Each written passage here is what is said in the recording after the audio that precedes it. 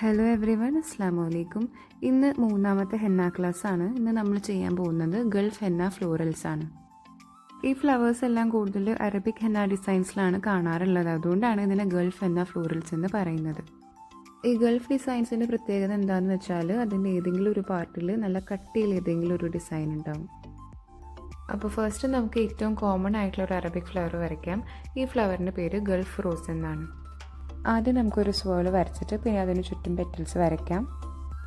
ഇതിൻ്റെ പെറ്റൽസ് നമ്മൾ വൈൻസ് വരയ്ക്കുന്ന അതേപോലെ തന്നെ ഫസ്റ്റ് വളരെ ലൈറ്റായിട്ട് പ്രഷർ കൊടുക്കുക. നടുവെത്തുമ്പോൾ പ്രഷർ കൂട്ടി കൊണ്ടുവരിക. പെറ്റലിൻ്റെ അറ്റെത്തുമ്പോൾ പിന്നെയും പ്രഷർ കുറച്ചിട്ട് തിൻ ഔട്ട് ചെയ്ത് കൊണ്ടുവരിക. എന്നിട്ട് പിന്നെ റോസിന് നെക്സ്റ്റ് ലെയർ വരയ്ക്കാൻ വേണ്ടിയിട്ട് നമുക്ക് ഈ പെറ്റൽസിൻ്റെ ചുറ്റും ഒരു ഔട്ട്ലൈൻ കൊടുക്കാം. അടുത്ത ലെയർ ഓഫ് പെറ്റൽസ് വരുന്നത് നമ്മൾ ഈ കൊടുത്ത ഔട്ട്ലൈനിന് ചുറ്റുമാണ്. നേരത്തെ പറഞ്ഞ അതേ ടെക്നിക്കിൽ തന്നെ നമുക്ക് പെറ്റൽസ് വരച്ചു കൊടുക്കാം. ഇങ്ങനെ ഔട്ട്ലൈൻ വരയ്ക്കാതെ ഡയറക്റ്റായിട്ട് ചെയ്യുന്നവരും ഉണ്ട്. പക്ഷേ ബിഗിനേഴ്സ് ആണെങ്കിൽ എപ്പോഴും ഔട്ട്ലൈൻ വരച്ചിട്ട് അടുത്ത ലെയർ ഓഫ് പെറ്റൽസ് വരച്ചു കൊടുക്കുകയാണ് ഏറ്റവും നല്ലത്. സ്റ്റാർട്ടിങ്ങിലും എൻഡിങ്ങിലും വളരെ പോയിൻറ്റഡ് ആക്കി വരയ്ക്കാൻ ശ്രമിക്കുക. അപ്പോഴാണ് നമുക്ക് ആ പൂവിൻ്റെ ഭംഗി കിട്ടുന്നത്. അതുപോലെ നമ്മൾ അടുത്ത ലെയറിന് വേണ്ടിയിട്ട് ഔട്ട്ലൈൻ കൊടുക്കുമ്പോൾ അത് ഡ്രേപ്പിംഗ് ടെക്നിക്കിൽ വരയ്ക്കുകയാണ് ഏറ്റവും നല്ലത്. അപ്പോൾ കുറച്ചും കൂടെ ഫിനിഷിംഗ് ഉണ്ടാവും. നമുക്കിഷ്ടമുള്ള അത്രയും ലെയേഴ്സ് ഈ പൂവിന് ആഡ് ചെയ്ത് കൊടുക്കാം. ഞാൻ എപ്പോഴും ഒരു 4 അല്ലെങ്കിൽ 5 ലെയറാണ് ഈ ഗൾഫ് റോസസിന് ആഡ് ചെയ്ത് കൊടുക്കാറുള്ളത്. അപ്പോൾ ഇങ്ങനെയാണ് നമ്മൾ വളരെ കോമൺ ആയിട്ടുള്ള ഗൾഫ് റോസ് വരയ്ക്കുന്നത്. പല അറബിക് ഡിസൈൻസിലും ബേസ് എലമെൻ്റായിട്ട് നമുക്ക് ഈ പൂവിനെ കാണാൻ പറ്റാറുണ്ട്. അടുത്ത ഫ്ലവർ ഈ ഗൾഫ് റോസിൻ്റെ തന്നെ വേറൊരു വേർഷനാണ്. ഫസ്റ്റ് നമ്മൾ ഈ സ്വേളിന് ചുറ്റും 3 പെറ്റൽസ് ഈക്വലായിട്ട് വരച്ചു കൊടുക്കുന്നുണ്ട്. നേരത്തെ പോലെ തന്നെ പെറ്റൽസിൻ്റെ അറ്റം പോയിൻറ്റഡ് ആക്കാൻ പ്രത്യേകം ശ്രദ്ധിക്കുക. അടുത്ത ലെയറിലെ പെറ്റൽ വരുന്നത് കഴിഞ്ഞ ലെയറിലെ പെറ്റൽസ് തമ്മിലുള്ള ഗ്യാപ്പിൻ്റെ ഇടയിലായിട്ടാണ്. ഈ പെറ്റൽസിൻ്റെ ഗ്യാപ്പിൻ്റെ മുകളിൽ തന്നെ നമുക്ക് നെക്സ്റ്റ് ലെയർ തുടങ്ങാം. പക്ഷെ പൂവിൻ്റെ സൈസ് വലുതാവും തോറും നമ്മൾ വരയ്ക്കുന്ന പെറ്റൽസ് എപ്പോഴും ആ ഗ്യാപ്പിൽ വരണം തന്നെ ഇല്ല. പക്ഷെ അത് കുഴപ്പമില്ല, നമുക്ക് കാണുമ്പോൾ ഒരു ഭംഗി തോന്നുന്ന രീതിയിൽ പെറ്റൽസ് അറേഞ്ച് ചെയ്ത് കൊടുത്താൽ മതി. ഈ 2 ഫ്ലവേഴ്സും വരയ്ക്കുമ്പോൾ പ്രഷർ കൺട്രോൾ വളരെ ഇമ്പോർട്ടൻ്റ് ആണ്. അപ്പോൾ അതിൽ ബുദ്ധിമുട്ട് തോന്നുന്നവരുണ്ടെങ്കിൽ ഫസ്റ്റ് അപ്ലോഡ് ചെയ്തിട്ടുള്ള 2 ക്ലാസ്സും ഒന്നും കൂടെ കണ്ടു നോക്കുക. അടുത്ത ഫ്ലവറിൽ നമ്മൾ പെറ്റൽസിൻ്റെ അറ്റത്താണ് ഗൾഫ് സ്റ്റൈൽ കൊണ്ടുവരുന്നത്. അപ്പോൾ സാധാ ഒരു 5 ഇതളുള്ള പൂ വരച്ചിട്ട് പിന്നെ അതിനറ്റം ഒന്നും കൂടെ ബോൾഡ് ആക്കുകയാണ് നമ്മൾ ചെയ്യുന്നത്.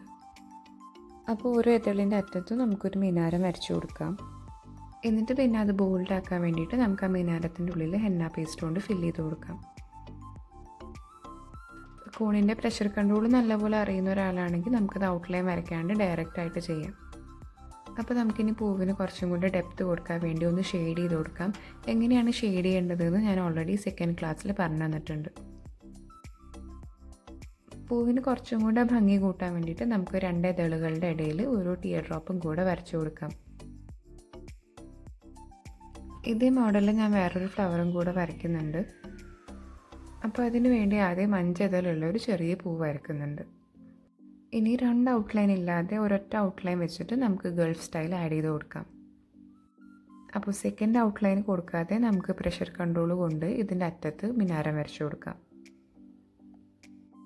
പൂ നല്ല ഭംഗി ഉണ്ടാവാൻ വേണ്ടിയിട്ട് നമ്മളെപ്പോഴും ആ മിനാരത്തിൻ്റെ ടിപ്പ് പോയിൻറ്റഡ് ആവാൻ ശ്രദ്ധിക്കണം.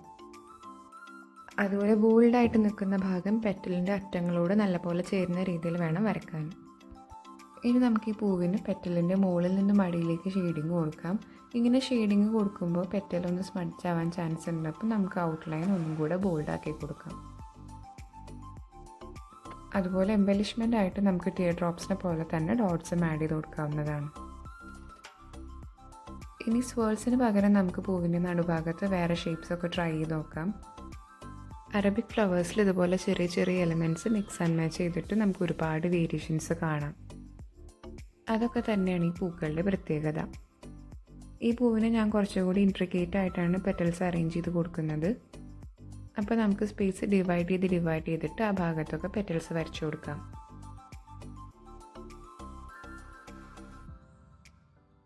ഓരോ പെറ്റലിൻ്റെ ഉള്ളിലും ഒരു പെറ്റലും കൂടെ നമ്മൾ വരച്ചു കൊടുക്കുന്നുണ്ട്. നല്ലൊരു പോയിൻറ്റഡ് ലുക്ക് കിട്ടാൻ വേണ്ടിയിട്ട് നമ്മൾ ഓരോ പെറ്റലിൻ്റെയും സ്റ്റാർട്ടിങ്ങിലും എൻഡിങ്ങിലും തന്നെയാണ് അടുത്ത പെറ്റലും വരച്ചു കൊടുക്കുന്നത്. എന്നിട്ട് പിന്നെ നമുക്കതിൻ്റെ ഇടയിലുള്ള പാർട്ട് ഫില്ല് ചെയ്ത് കൊടുക്കാം. ഇങ്ങനെ ഡെലിക്കേറ്റും അതുപോലെ ബോൾഡായിട്ടുള്ള എലമെൻസിന് ഒരു കോൺട്രാസ്റ്റ് വരുമ്പോഴാണ് ഈ അറബിക് ഫ്ലവേഴ്സിന് ഏറ്റവും അധികം ഭംഗി വരുന്നത്. വേണമെങ്കിൽ ഈ ബ്ലാക്ക് ആൻഡ് വൈറ്റ് ലുക്ക് നമുക്ക് അങ്ങനെ തന്നെ മെയിൻറ്റെയിൻ ചെയ്യാം. പക്ഷേ കുറച്ചും കൂടി ഒരു ഡീറ്റെയിലിംഗ് കൊടുക്കാൻ വേണ്ടിയിട്ട് ഞാൻ പൂവിന് ഷെയ്ഡിങ് കൊടുക്കുന്നുണ്ട്. അറബിക് ഫ്ലോറൽസിൻ്റെ ഒരു പ്രത്യേകതയാണ് സ്പെസിഫിക് ആയിട്ടൊരു ഷേപ്പിൽ തന്നെ പെറ്റൽസ് ഉണ്ടാവില്ല എന്നുള്ളത്. നമ്മുടെ ഇമാജിനേഷൻ പോലെ നമുക്ക് പെറ്റൽസിൻ്റെ സൈസ് കൂട്ടിയും കുറച്ചും അതുപോലെ പല ഷേപ്പിലുള്ള പെറ്റൽസ് ഒരു പൂവിലൊക്കെ ആയിട്ട് വരച്ചു കൊടുക്കാം. നമ്മളിപ്പോൾ നടുവിൽ വരച്ച ഈ കപ്പ് മോട്ടീഫ് എപ്പോഴും നമ്മൾ കളർ ചെയ്തിട്ട് ബോൾഡാക്കും. എന്നിട്ട് പിന്നെ അതിന് ചുറ്റും പല തരത്തിലുള്ള പെറ്റൽസ് വരച്ചിട്ട് നമ്മൾ ഫ്ലവർ കംപ്ലീറ്റ് ചെയ്യാണ് ചെയ്യുന്നത്. പിന്നെ ഇങ്ങനെ നമ്മൾ ഫ്ലവർ വരയ്ക്കുമ്പോൾ ഒരിക്കലും അവോയ്ഡ് ചെയ്യാത്ത പാർട്ടാണ് ഷെയ്ഡ് ചെയ്ത് കൊടുക്കുക എന്നുള്ളത്. നമ്മളിങ്ങനെ അൺറിയലിസ്റ്റിക് ആയിട്ട് ഫ്ലവർ വരയ്ക്കുമ്പോൾ അതിൻ്റെ ഒരു റിയലിസ്റ്റിക് ലുക്ക് കൊടുക്കാൻ ഈ ഷെയ്ഡിങ് നമ്മളെ സഹായിക്കും. എന്നിട്ട് പിന്നെ പതിവ് പോലെ നമുക്ക് അറ്റം നല്ലപോലെ ബോൾഡാക്കണം. സാധാരണ ബോൾഡാക്കുന്നതിലും കൂടുതൽ കട്ടി കൊടുത്തിട്ടാണ് നമ്മൾ ഫ്ലവേഴ്സ് ഔട്ട്ലൈൻ ചെയ്യുന്നത്. എന്നിട്ട് പിന്നെ ഉള്ളിലെ ഭാഗങ്ങൾ നേരത്തെ പറഞ്ഞ പോലെ ഹെന്ന പേസ്റ്റ് കൊണ്ട് ഫില്ല് ചെയ്ത് കൊടുക്കാം. അവിടെ ഇവിടെയൊക്കെ എംബലിഷ്മെൻ്റ് ആയിട്ട് ഡോട്ട്സും അതുപോലെ വൈൻസൊക്കെ ആഡ് ചെയ്ത് കൊടുക്കുന്നത് വളരെ നല്ലതാണ്. ഇനി നമുക്ക് അടുത്ത ഫ്ലവർ വരയ്ക്കാം. ഒരു വലിയ സ്വേളാണ് നടുവിൽ വരച്ചു കൊടുക്കുന്നത്. നിങ്ങൾ സ്കിന്നിലാണ് വരയ്ക്കണതെങ്കിൽ ഇതുപോലെ ഡ്രേപ്പ് ചെയ്യണമെന്നില്ല, സ്കിന്നിനോട് തൊട്ടിട്ട് തന്നെ കൂണ് പിടിക്കാം. എന്നിട്ട് പിന്നെ അതിന് ചുറ്റും ഞാൻ ചെറിയ ബോൾഡായിട്ടുള്ള പെറ്റൽസ് വരച്ചു കൊടുക്കുന്നുണ്ട്. ഈ പൂ വരയ്ക്കുമ്പോൾ നമ്മൾ വരയ്ക്കുന്ന പെറ്റൽസിൻ്റെ എണ്ണം ഈവൺ ആവാൻ ശ്രദ്ധിക്കണം.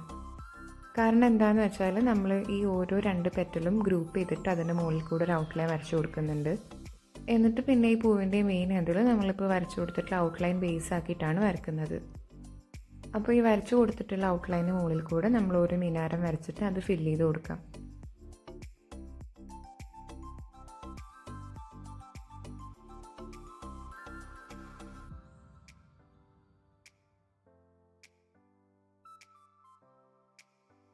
നമ്മൾ പെറ്റൽസ് ഫില്ല് ചെയ്തിട്ട് അത് ബോൾഡ് ആക്കുമ്പോൾ അതിൽ എന്തെങ്കിലും ഒരു ഇംപെർഫെക്ഷൻ ഉണ്ടെങ്കിൽ അത് വളരെ പെട്ടെന്ന് എടുത്ത് കാണിക്കും.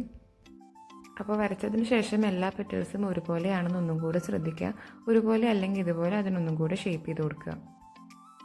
നെക്സ്റ്റ് ഞാൻ വരയ്ക്കുന്നത് വളരെ വലിയൊരു അറബിക് ഫ്ലോറലാണ്. നമ്മളിപ്പോൾ വരച്ചിട്ടുള്ള എല്ലാ അറബിക് ഫ്ലവേഴ്സും കമ്പാരിറ്റീവ്ലി വലുത് തന്നെയാണ്. അതെന്താണെന്ന് വെച്ചാൽ അറബിക് ഡിസൈൻ ഇന്ത്യൻ ഡിസൈൻസ് പോലെ അങ്ങനെ നിറഞ്ഞു നിൽക്കുന്നതല്ല. അറബിക് ഡിസൈൻസ് നമ്മൾ കയ്യിൽ വരയ്ക്കുമ്പോൾ ഒരുപാട് ഗ്യാപ്സ് ഉണ്ടാവും.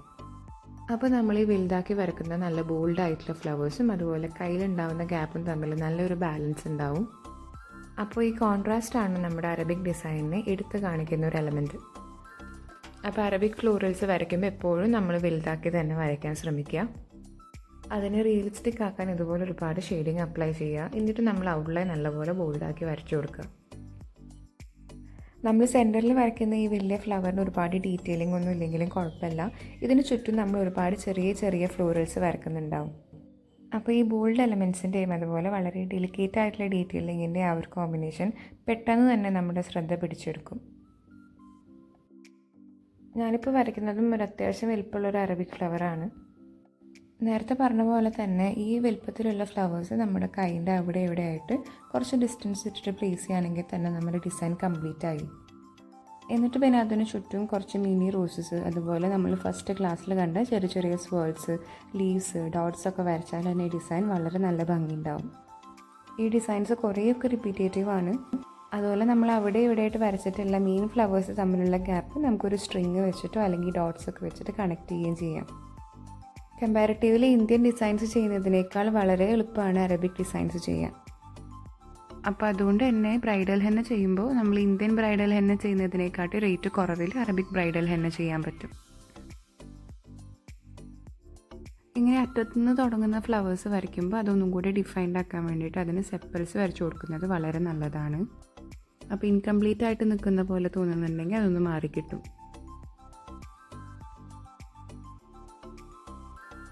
ഇപ്പോൾ ഞാൻ വരയ്ക്കുന്നത് ഒരു ഇൻഡോ അറബിക് കോമ്പിനേഷനുള്ള ഒരു ഫ്ലവറാണ്. അപ്പോൾ ഫ്ലവേഴ്സ് ബോൾഡാക്കുന്നതിൻ്റെ കൂടെ തന്നെ നമ്മൾ നല്ല ഇൻട്രിക്കേറ്റ് ആയിട്ടുള്ള ഡീറ്റെയിലിങ് നമ്മൾ പൂവിൻ്റെ ഉള്ളിൽ കൊടുക്കുന്നുണ്ട്. ഇതും വളരെ യുണീക്കായിട്ടുള്ളൊരു സ്റ്റൈലാണ്. നമ്മൾ ബ്രൈഡൽ ഹെന്നൊക്കെ ചെയ്യുമ്പോൾ അതിലിതുപോലെ നല്ല വ്യത്യസ്തമായിട്ടുള്ള ഫ്ലവേഴ്സൊക്കെ വരയ്ക്കുകയാണെങ്കിൽ ആ ഡിസൈൻ്റെ ഒരു അട്രാക്ഷൻ കുറച്ചും കൂടെ കൂടും. മെയിൻ മോട്ടീഫിൻ്റെ അടിയിലും സൈഡിലൊക്കെ ഞാൻ പിന്നെ ഡീറ്റെയിലിങ് ആഡ് ചെയ്ത് കൊടുക്കുന്നുണ്ട്. അതുപോലെ ഒരു ലെയറും കൂടെ പെറ്റൽസ് വരയ്ക്കുന്നുണ്ട്. നേരത്തെ പോലെ തന്നെ പൂവിൻ്റെ തണ്ടിൽ നിന്നും ഫ്ലവർ തുടങ്ങുന്ന കാരണം ഞാൻ സെപ്പൽസും കൂടെ ആഡ് ചെയ്ത് കൊടുക്കുന്നുണ്ട്. ഇനി നമുക്ക് ഗൾഫ് സ്റ്റൈൽ കൊണ്ടുവരാൻ വേണ്ടിയിട്ട് നമുക്ക് ചില ഭാഗങ്ങളൊക്കെ ഫില്ല് ചെയ്ത് കൊടുക്കാം. അതുപോലെ ബാക്കിയുള്ള ഭാഗങ്ങൾ ഷെയ്ഡിങ് കൊടുക്കുകയും ചെയ്യാം. ഇങ്ങനെ ഷെയ്ഡ് ചെയ്തതിന് ശേഷം നമ്മൾ അറ്റം ബോൾഡാക്കുന്നതോട് കൂടെ തന്നെ നമ്മുടെ ഇൻഡോ അറബിക് ഫ്ലോറൽ കംപ്ലീറ്റ് ആയി.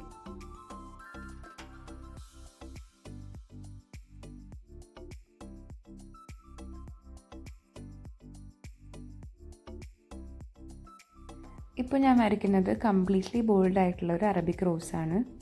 നമ്മൾ ഫസ്റ്റ് വരച്ചതും അറബിക് റോസ് തന്നെയാണ്, പക്ഷേ കുറച്ചും കൂടി റിയലിസ്റ്റിക് ആയിട്ടുള്ളൊരു വേർഷനാണിത്. അപ്പോൾ ഇത് മൊത്തം നമ്മൾ ബോൾഡാക്കി വരക്കുന്നത് കാരണം സ്ട്രോക്കുകൾ തമ്മിലുള്ള സ്പേസിങ് വളരെ ശ്രദ്ധിക്കണം. നമ്മൾ ഫില്ല് ചെയ്ത് വരുമ്പോൾ ഓരോ ഇതളിൻ്റെ ഷേപ്പ് നല്ല ക്ലിയർ ആയിരിക്കണം. അപ്പോൾ അതിന് വേണ്ടിയിട്ട് കുറച്ച് ഡിസ്റ്റൻസ് ഇടയിലിട്ടിട്ട് തന്നെ ഓരോ ഇതളും വരയ്ക്കാൻ ശ്രമിക്കുക. അതേപോലെ തന്നെ ഓരോ ഇതളിൻ്റെ അറ്റം നല്ലപോലെ പോയിൻറ്റഡ് ആക്കാനും ശ്രദ്ധിക്കുക. റോസ് നമ്മൾ ഇതുപോലെ മാത്രമൊന്നുമല്ല വരക്കുന്നത്, ഗൂഗിളിൽ സെർച്ച് ചെയ്യാൻ ഒരുപാട് വേരിയേഷൻസ് ഉണ്ട്. അപ്പോൾ അതൊക്കെ നോക്കിയിട്ട് ഡിഫറെൻറ്റ് ടൈപ്പ് റോസസ് പ്രാക്ടീസ് ചെയ്യാം. നമ്മൾ റോസിൻ്റെ തന്നെ ഒരുപാട് വേരിയേഷൻസ് ഈ ക്ലാസ്സിൽ ഇൻക്ലൂഡ് ചെയ്യുകയാണെങ്കിൽ ഒരുപാട് ലെങ്തി ആയിട്ട് പോകും. പറ്റുകയാണെങ്കിൽ നമുക്ക് വേറൊരു ക്ലാസ്സിൽ റോസസിന് മാത്രമായിട്ടൊരു വീഡിയോ ചെയ്യാം. ആദ്യം പറഞ്ഞ പോലെ തന്നെ ഈ ഫ്ലവർ മൊത്തത്തിൽ ബോൾഡാണ്. അപ്പോൾ ഇങ്ങനെ കട്ടിയിൽ വരയ്ക്കുന്ന കാരണം നമ്മൾ കയ്യിൽ നിന്ന് മൈലാഞ്ചി കളയുമ്പോൾ നല്ല സ്റ്റെയിൻ ഉണ്ടാവും. അതിൻ്റെ കാരണം എന്താണെന്ന് ഞാൻ ഓൾറെഡി ഒരു വീഡിയോയിൽ പറഞ്ഞിട്ടുണ്ട്, നിങ്ങൾ ഓർക്കുന്നു എന്ന് വിചാരിക്കുന്നു. അടുത്ത ഫ്ലവറിൽ വേറൊരു ടൈപ്പ് മോട്ടിഫാണ് ഉള്ളിൽ കൊടുക്കുന്നത്. ഒരു വട്ടത്തിൻ്റെ ഉള്ളിൽ നമ്മൾ ചുമ്മാ കോൺ വെച്ചിട്ട് സ്ക്രിബിൾ ചെയ്ത് കൊടുക്കുകയാണ്. എന്നിട്ട് പിന്നെ കുറച്ചും കൂടി ഡീറ്റെയിലിംഗ് ആഡ് ചെയ്യാൻ വേണ്ടിയിട്ട് നമ്മൾ വട്ടത്തിന് ചുറ്റും ഷെയ്ഡ് ചെയ്ത് കൊടുക്കുന്നുണ്ട്. എന്നിട്ട് ആ ഷെയ്ഡിങ്സിൻ്റെ മുകളിലായിട്ട് ചെറിയ ചെറിയ ഡോട്ട്സ് വരച്ചു കൊടുക്കുന്നുണ്ട്. ഇനി ഇതിന് ചുറ്റും നമുക്ക് നേരത്തെ വരച്ചിട്ടുള്ള പോലെ പല ഷേപ്പിലും അതുപോലെ പല സൈസിലും ആയിട്ടുള്ള പെറ്റൽസ് വരച്ചു കൊടുക്കാം.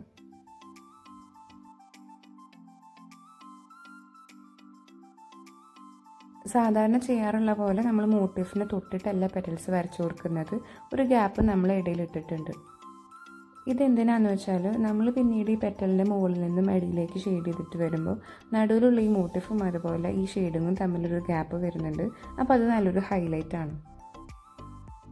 എന്നിട്ട് പിന്നെ നമുക്ക് ഈ ഫ്ലവറിൻ്റെ ഔട്ട്ലൈൻ ഒന്നും കൂടി ഡാർക്കൻ ചെയ്തിട്ട് ബോൾഡാക്കി കൊടുക്കാം. അടുത്ത ഫ്ലവർ നമുക്കൊരു ടിയർ ഡ്രോപ്പിൻ്റെ മോട്ടീഫിൽ തുടങ്ങാം. ഈ പൂവിൻ്റെ പേര് ബട്ടർഫ്ലൈ ഫ്ലവർ എന്നാണ്. പേര് സൂചിപ്പിക്കുന്ന പോലെ തന്നെ ഈ പൂവിൻ്റെ ഇതൾ ഒരു ബട്ടർഫ്ലൈൻ്റെ ചിറകിൻ്റെ ഷേപ്പിലാണുള്ളത്. അപ്പോൾ അതുകൊണ്ട് തന്നെ പൂവിൻ്റെ പെറ്റൽസ് സിമെട്രിക്കലായിട്ട് വരയ്ക്കാൻ ഒന്ന് ശ്രദ്ധിക്കണം.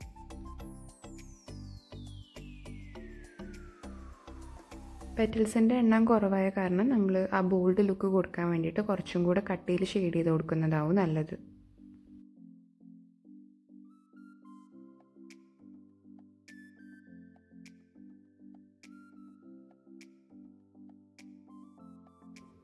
ഇതാണ് നമ്മുടെ ഇന്നത്തെ ലാസ്റ്റത്തെ ഫ്ലവർ. ഒരു സ്വോളിൻ്റെ രണ്ട് സൈഡിലായിട്ട് നീളത്തിലുള്ള പെറ്റൽസ് വെച്ചിട്ടാണ് ഇതിൻ്റെ സെൻറ്റർ മോട്ടീഫ് നമ്മൾ വരച്ചു കൊടുക്കുന്നത്. എന്നിട്ട് പിന്നെ അതിന് ചുറ്റും നമുക്ക് പല സൈസിലും അതുപോലെ പല ഷേപ്പിലുള്ള പെറ്റൽസ് വരച്ചു കൊടുത്തിട്ട് ഷെയ്ഡ് ചെയ്തിട്ട് ഔട്ട്ലൈൻ ചെയ്യാം.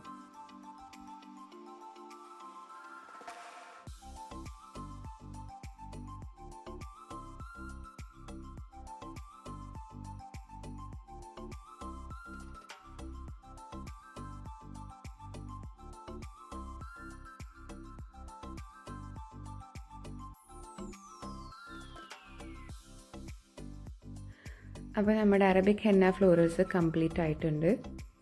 എല്ലാവർക്കും ക്ലാസ് ബെനിഫിഷ്യൽ ആയെന്ന് വിശ്വസിക്കുകയാണ്. ക്ലാസ്സിനെ കുറിച്ചിട്ടുള്ള അഭിപ്രായങ്ങൾ എപ്പോഴത്തെയും പോലെ കമൻസിലൂടെ തന്നെ അറിയിക്കുക. അതുപോലെ ഈ വീഡിയോ ലൈക്ക് ചെയ്യുക, ഷെയർ ചെയ്യുക. നെക്സ്റ്റ് ക്ലാസ്സിൽ നമുക്ക് ടൈപ്സ് ഓഫ് ലീവ്സും അതുപോലെ ടൈപ്സ് ഓഫ് വൈൻസുമായിട്ട് കാണാം.